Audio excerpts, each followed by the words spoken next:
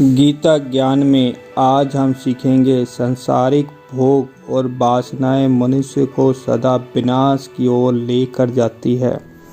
आइए हम इसे एक कहानी के द्वारा समझते हैं। इस कहानी में एक शहर में एक मिडिल क्लास परिवार एक किराए के मकान में रहता था। इसका एक ही लड़का था, रोहित। गर्मियों की छुट्टियां शुरू होने वाली थी। रोहित ने अपने दोस्तों के पास शिमला जाने का प्रोग्राम बनाया। शिमला जाने के लिए 5,000 का प्रबंध करना था। रोहित ने सोचा उसके पास 2,000 रुपये जमा है, वह 3,000 अपने पिता से मांग लेगा। परंतु रोहित के पिता ने कहा कि उनके पास पैसे नहीं हैं। जहां पर वह नौकरी करते हैं उनसे अभी 2 महीने पहले उन्होंने रोहित की शिक्षा के लिए एडवांस लिया था। पिता ने कहा कि अभी उन्हें 2 महीने का घर का किराया भी देना है। पिता ने उसे बड़े प्यार से समझाया कि वह अभी शिमला घूमने ना जाए, लेकिन रोहित अपनी जिद पर अड़ा रहा। काफ़ी लंबी बातचीत के बाद जब रोहित के पिता ने पैसे देने से इनकार कर दिया तो रोहित को गुस्सा आ गया। रोहित ने गुस्से में अपने पिता का स्कूटर उठाया और बाहर निकल पड़ा। गुस्से के कारण रोहित बहुत तेज स्कूटर चला रहा था। उसका स्कूटर सामने एक बिजली के खंभे से टकरा गया। रोहित को अस्पताल पहुंचाया गया। रोहित को काफ़ी चोटें आई। शिमला जाना तो दूर, अब वह अपनी गली में भी नहीं घूमने जा सकता।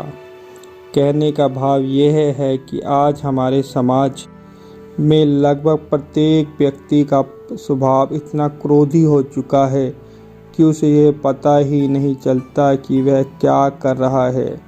श्री भगवान कहते हैं कि जो व्यक्ति इंद्रियों के विषय का चिंतन करते हैं उनके मन में उन विषयों को भोगने की इच्छा उत्पन्न हो जाती है, और जब ये इच्छा पूरी नहीं होती तो व्यक्ति को क्रोध आता है। क्रोध से मोह भ्रम उत्पन्न होता है और फिर बुद्धि नष्ट हो जाती है। आइए इसे हम गीता ज्ञान में और अच्छे से समझते हैं। जो व्यक्ति इंद्रियों के विषय के बारे में सोचते रहते हैं उनके मन में उन विषयों के प्रति लगाव पैदा हो जाता है। वह दिन रात यही सोचते रहते हैं कि इन विषयों को कैसे भोग जाए। विषयों को भोगने की उनकी इच्छा जब पूरी नहीं होती तो उन्हें क्रोध आता है। क्रोध से उनकी बुद्धि भ्रमित हो जाती है और फिर भ्रमित होने के कारण उनकी बुद्धि का नाश हो जाता है।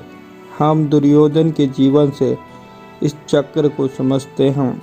दुर्योधन दिन रात हस्तिनापुर के सिंहासन के बारे में सोचता रहता था। उसे और उसके पिता धृतराष्ट्र को यह पता था कि हस्तिनापुर के सिंहासन पर केवल युधिष्ठिर का ही अधिकार है, परंतु दुर्योधन की इस अनुचित सोच के कारण दुर्योधन की सिंहासन के प्रति आसक्ति इतनी बढ़ गई कि वह सिंहासन पाने के लिए कुछ भी कर सकता था। जब उसकी इच्छा पूरी नहीं हुई तो उसके भीतर क्रोध उत्पन्न हुआ। इसी क्रोध से उसकी बुद्धि भ्रमित हो गई। इस भ्रमित बुद्धि के कारण उसने पांडवों के विरुद्ध कई षड्यंत्र किए। सिंहासन के प्रति उसका इतना ज़्यादा मोह था कि वह श्री कृष्ण को भी नहीं पहचान पाया। युद्ध से पहले जब श्री कृष्ण पांडवों की तरफ से शांति प्रस्ताव लेकर आए थे तो उसने उनका भी अपमान कर दिया। इस प्रकार दुर्योधन के विषयों की भोगने की अनुचित इच्छा अंत में विनाशकारी युद्ध को आमंत्रित करती है और दुर्योधन का अपने भाइयों सहित नाश होता है। यही स्थिति एक साधारण मनुष्य की भी होती है। वह इंद्रियों के विषय में चिंतन में डूबकर अपना नाश कर बैठता है। इससे हमें सीख मिलती है। मनुष्य सांसारिक भोग और वासनाएं मनुष्य को सदा विनाश की ओर ले जाती है।